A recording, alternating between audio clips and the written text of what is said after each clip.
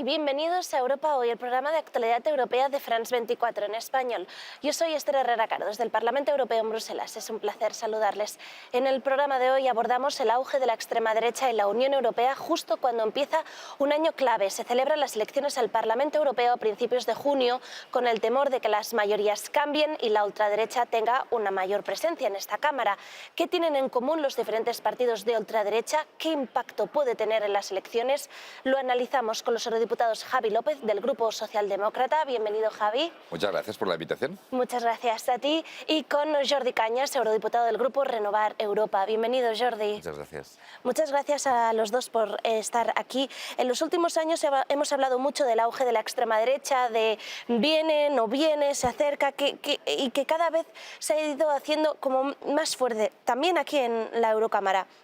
¿Podríamos quizás hablar de una corriente que está para quedarse, Jordi? Bueno, la ultraderecha refleja un estado de ánimo de una parte de la población europea.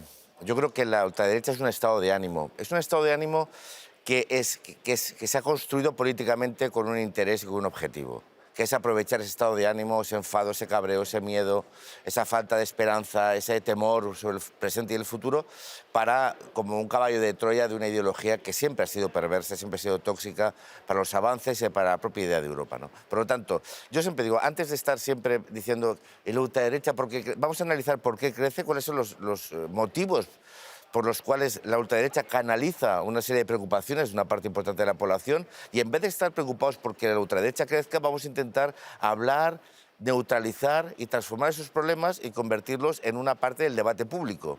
Te pongo el ejemplo. Cuando la inmigración solo está dentro del debate de la ultraderecha, exponiendo cuáles son los efectos que tiene sobre el conjunto de nuestra ciudadanía, el conjunto de nuestra economía, el conjunto de nuestra forma de entendernos como somos, si les dejamos ese debate a ellos, lo van a utilizar, lo van a usar y lo van a utilizar en contra de los principios que en principio la mayoría queremos defender. Entonces, de verdad, dejemos siempre de estar pensando qué es lo que hacen ellos y vamos a pensar qué hacemos nosotros para que ellos no crezcan. Javi, hay varios puntos en común, lo que comentaba ahora mismo Jordi Cañas, este enfado quizás que sabe canalizar la extrema derecha, cosas que, por ejemplo, tienen en común Geert Wilders en Países Bajos, Vox en España o Javier Milei en Argentina. Existe una desafección de la política, un rechazo a las élites, un sentimiento de que la identidad quizás está amenazada. Por ejemplo, la ultraderecha ha utilizado mucho la inmigración, como comentaba Jordi. ¿Por qué crees que los partidos tradicionales quizás no han sabido canalizar este enfado? Bueno, es cierto que la extrema derecha se ha convertido en el mayor vehículo del resentimiento y la ira electoralmente, pero hay que recordar que ninguna de las soluciones que propone algunos de los problemas que hoy la sociedad tiene, ninguna es una solución real. Digamos, frente a problemas complejos, tienen soluciones bien simples que no solucionarán los problemas de la sociedad actual.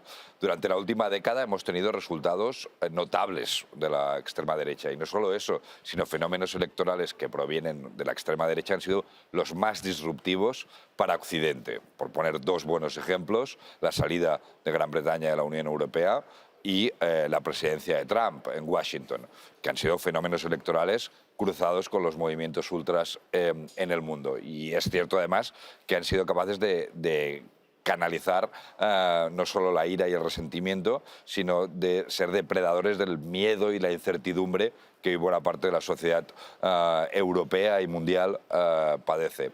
Lo que sí que yo creo que vemos hoy, que es diferente a lo que veíamos hace 5 o 10 años, es una dinámica de acuerdos entre las fuerzas conservadoras tradicionales y la extrema derecha que antes no se daba.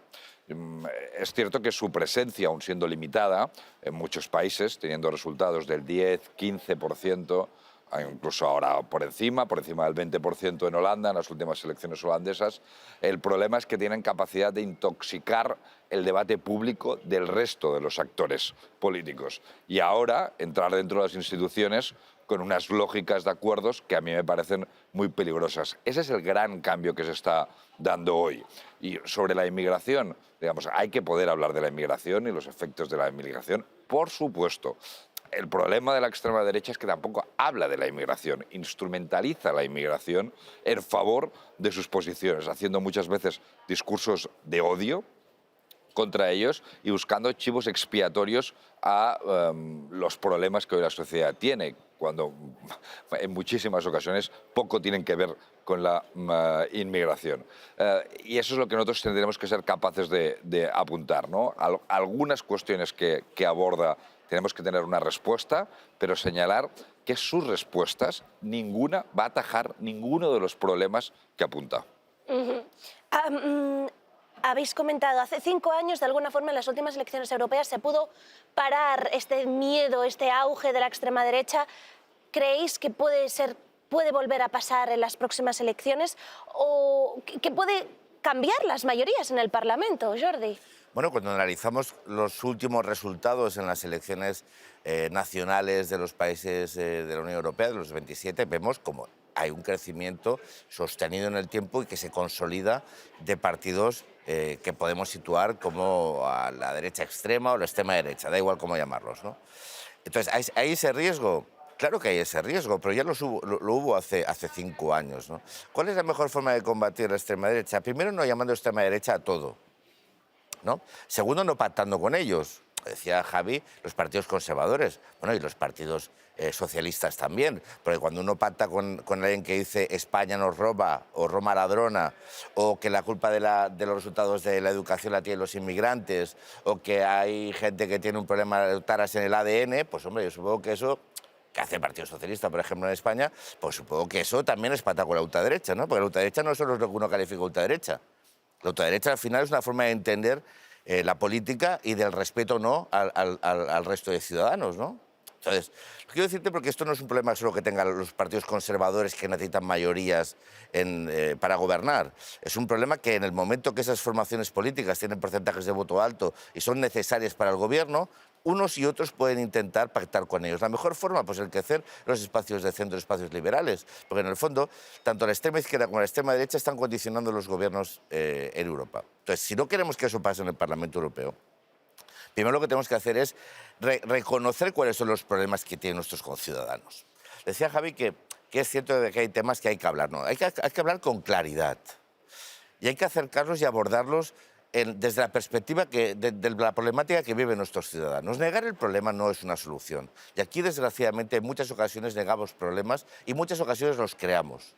Hay, por ejemplo, todo el relato verde europeo que está generando mucho malestar en determinadas capas de nuestra sociedad, por pérdidas de empleo, por exigencias medioambientales que mucha gente no entiende y no sabemos explicar, y que también son recogidas por la ultraderecha, porque cuando la gente está enfadada, cuando la gente tiene miedo, cuando la gente no llega a final de mes, y escucha la retórica de siempre, y no hablamos de los problemas que sufren, viene alguien y sí que es cierto que da respuestas sencillas a problemas complejos, pero hay gente que no da respuestas, sino que niega los problemas. Y negar los problemas nunca es una solución. Por lo tanto, si realmente hay ese miedo del crecimiento de una ultraderecha que puede poner en cuestión avances sociales, que puede poner en cuestión valores que hemos defendido históricamente en Europa e incluso la propiedad de Europa, la mejor forma de combatirlo es hablar claro, no tener miedo a reconocer los problemas, proponer soluciones complejas a problemas complejos, pero soluciones reales, y no mirar para otro lado cuando esos problemas existen. Porque si miramos para otro lado y decimos que no existen, viene alguien, lo reconoce, da una explicación sencilla que todo el mundo entiende, aunque después no aplique, pero consigue el poder. Y cuando tienen el poder, no lo pierden. Por lo tanto, riesgo sí, pero también hay una oportunidad de combatir de frente, con argumentos y con soluciones, esos problemas que la ultraderecha identifica y que muchas veces han estado fuera del debate y del centro de la política en Europa. Javi.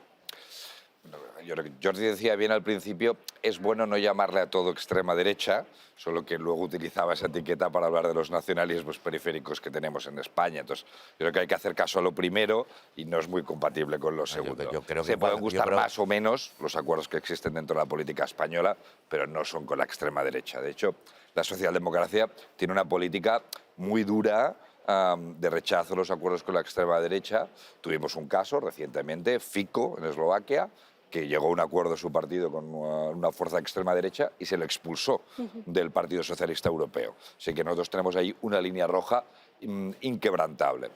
lo que hemos visto durante el último ciclo electoral, el último año y medio, son varios acuerdos nacionales muy importantes entre fuerzas conservadoras y la extrema derecha. Lo hemos visto en Italia, lo hemos visto en Finlandia, lo hemos visto en Suecia, en algunos casos además no con la fuerza más votada, hay que decirlo.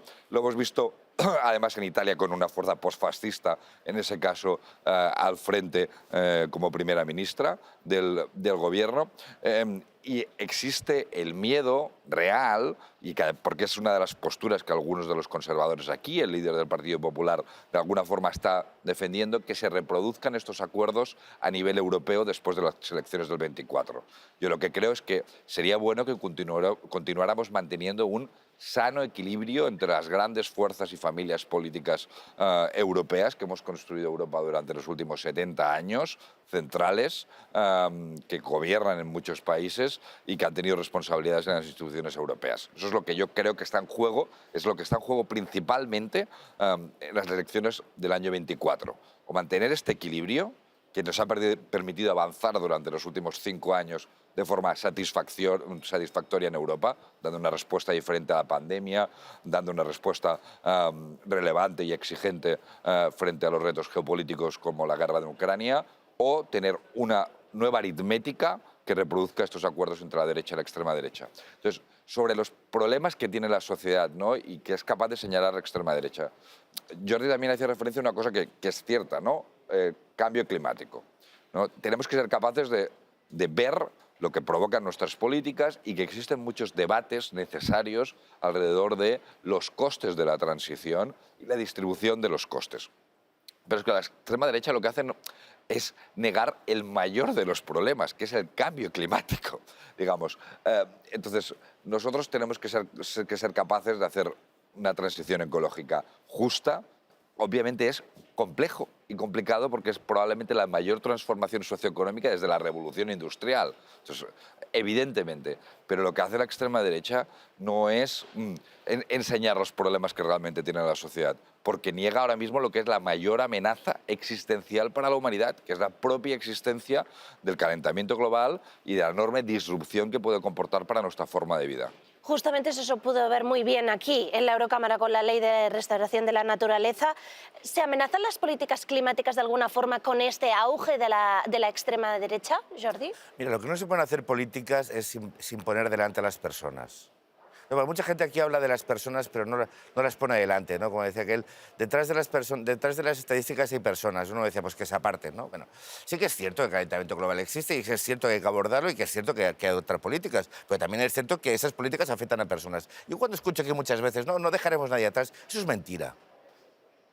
Fijaos que se deja mucha gente atrás y no se tiene en cuenta el impacto que tiene y no se tiene en cuenta la velocidad en que se está implementando y sobre todo no se está trabajando adecuadamente para que esa transición realmente no deje a nadie atrás. Y ese es cuando decimos que eso no pasa, entonces ¿por qué crece la extrema derecha? Nos hemos quedado sin tiempo, pero el debate ha sido muy interesante. A ustedes les esperamos en el próximo programa de Europa Hoy. Gracias por ver France 24 en español.